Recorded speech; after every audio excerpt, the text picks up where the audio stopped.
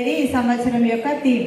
మరి ప్రతి ఒక్కరి మధ్యలో ఒక క్వశ్చన్ వస్తుంది, ప్రతి సంవత్సరం చేస్తున్నాం కదా, మరి ఇంకా ఎందుకు తల్లిపాల గురించి ఇంకా ఎందుకు చెప్తున్నారు, ప్రతి ఒక్కరం పాటిస్తున్నాం కదా అని. ఎన్ఎఫ్హెచ్ఎస్ సర్వే తింటున్నాడు, బాగా తింటున్నారు అంటారు. ఏమై బిడ్డకి, చిన్న బిడ్డకి మనము రోజు పాలు ఇచ్చేస్తే తింటాడు, వాడు ఎందుకు తిన్నాడు, ఏమి ఇచ్చినా తింటాడు, తెలియదు. బిడ్డ వరకు కేవలం తల్లిపాలు మాత్రమే ఇవ్వాలి.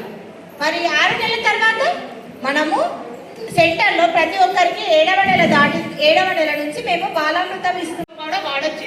ఈ ప్యాకెట్ కూడా మీరు వాడండి. సాంబాన్ చిల్లర్స్ మీరు ఈ సాంబాన్ ఎప్పుడు తెలుస్తుంది మీకు?